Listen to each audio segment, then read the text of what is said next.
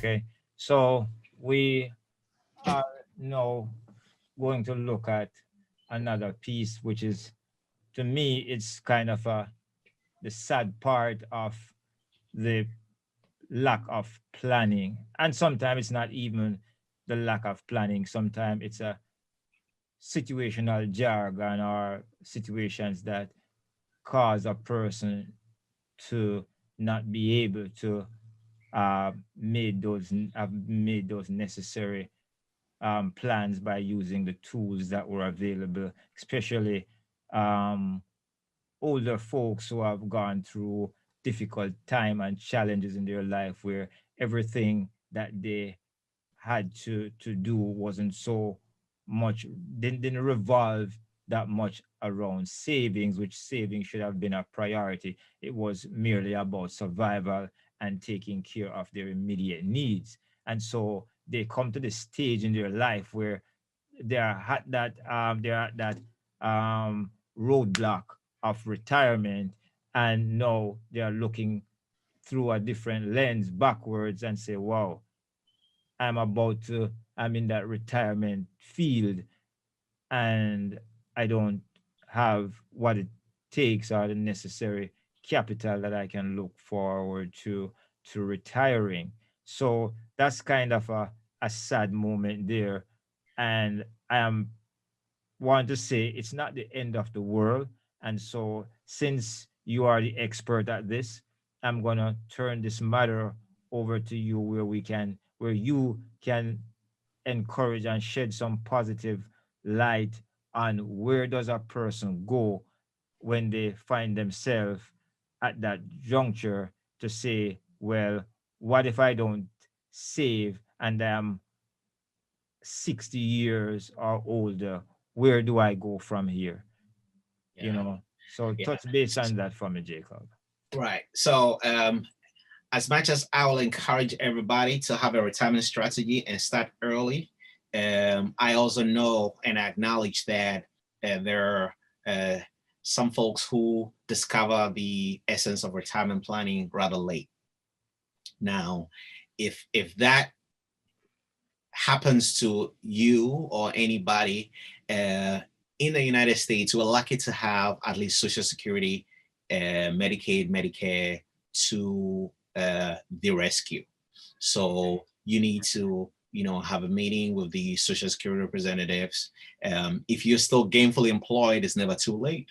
Something is better than nothing. So start contributing, no matter how small, start contributing. And what Social Security tries to do is that they try to establish equity. Now, it is true that you need to put in your 40 credits. Otherwise, you do not qualify for Social Security. And so at 60, unless you plan to wait till 70, you might not qualify. But if you're still active, it's better to start so that if something happens, you do have some kind of a backup. At least you can withdraw what you put in. Okay. Right? Outside of that, there are 401ks and private investments that you can do. In addition to that, the cities and the states also have what we call safety nets, Mm-hmm. where you will speak to a representative from the state and they will assess your situation and see the strength of the society is that we take care of the least amongst us. Right. And so if you fall in that net, and the system does have safety nets where we provide what we call subsidized housing for the elderly, Mm-hmm. or for those who can genuinely not afford it, subsidized healthcare, Mm-hmm. and a stipend to make sure that you survive. Right. You have to understand that that stipend would not let you live, as in take care of your hobbies and enjoy life as we want it to be. So you need to psychologically program yourself that yes, you'll have a place to lay your head. You have 3 square meals a day. You might do a vacation or two, sometimes if you're able to afford it, Right. but you're not going to be able to do the things that you plan to do. So you have come to the end of the road and you have to accept that short of a lottery, this is where we are. And when psychologically you accept it and you manage the little that you're getting, and you'll be surprised how the human condition is able to adapt to that. Right. So it's actually not the end of the road. It's You not. mentioned something And I about might add that, sorry, uh, I didn't mean to cut you off, but I might add that if you have like-minded folks around you, right. right, there's what we call the strength of numbers. If you have like-minded folks around you, the people around you who are in the same situation can actually come together, Mhm. and together their contribution, no matter how small it is more Uh-huh. powerful than you, the individual, Oh, right? There's something called communal living, where you can decide that you share a house and each of you will be in a room, so that you contribute less towards rent than you otherwise would if you own the entire apartment, right. right? You Mhm. split bills, and guess what? You have company in the process, which is Right. priceless, Right. and you find ways of doing things together as a community to abate the lack of retirement income. Right. But also I'm gonna let me jot this down so I don't forget. You know, it's a funny thing that young people won't understand this because you have to live it to Hmm. experience it, and Hmm. part of it Hmm. is the older you get is the less your circle of friends will be. So part of what I try to encourage young folks and people alike to cherish friendships because we are going to hit an age bracket where you would know you can now number your friends on one hand perhaps, and Yeah. if you are not careful you might be looking for both hands to try to come up with one number. You know what I'm saying? So you've been digging around for a long time. So as Yeah, jovial as sorry, that my sound, brother. as jovial as that sound, is the truth. And so you mentioned something that I want you to just expound on a little bit, and that's that the 40 credits that you talk about, because I'm thinking that there are some people might be still wondering what is this 40 credit that Social Security has stipulated that I acquire or I achieve over a certain lifetime of working. So the 40 credits equates to 10 years of active working. Each year is broken down into 4 quarters. Okay. Okay. And Mhm. so you're expected to contribute 4 quarters a year for 10 years. That's 40 quarters. And Mhm. that's the 40 credits, bottom line. And so it's nothing short of the contribution that you make into Social Security. Um, And Social Security is a great tool. Why? Because it is like a national pool where folks contribute a percentage of their income. So both you and the millionaire are contributing into the same pool, and then you're both paid out of the pool. Now, if you are of a lower income, because you're contributing into the same pool as the very wealthy guys, you end up benefiting in the sense that the system has been set up to create some level of equity, Mhm. where if somebody has been very lucky in their life or work hard and been able to enjoy a lifestyle, right, there is a certain give and take where because of their grace, they're able to seed a portion of their income to help the less fortunate.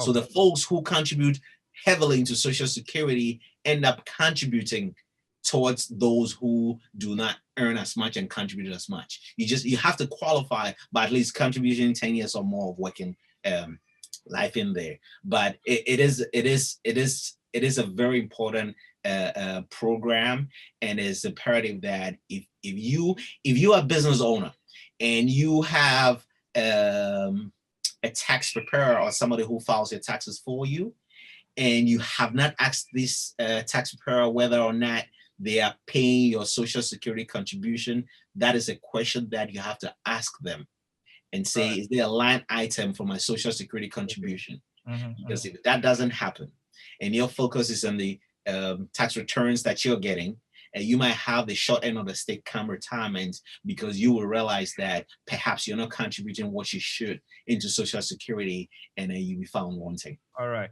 And is And that's there a shock that I know some people have had. So if you have a business owner or you're self-employed right? and you're having a tax person do your taxes for you, or you're preparing your taxes yourself, ensure that you do have a line item for your social security contribution, Medicare, Medicaid contribution, so that all these things are taken care of whilst you're actively working, so they'll come to your aid when you're no longer actively in the workforce. Right. And is there a way that an individual can actually call up Social Security office and try to find out what is the amount of money that is actually slated for their allocation based on their contributions, and know, have an idea of where they are and what they need to do, if they need to do anything more to increase that, or work on making that better, and actually just to be aware of what is going to be bestowed upon you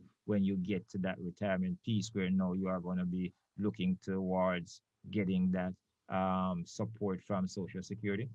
Absolutely. The Go to ssa.gov. The Social Security website is very friendly. It has a lot of resources and tools there. You can play around there. You'll be able to do the projections if you're tech savvy.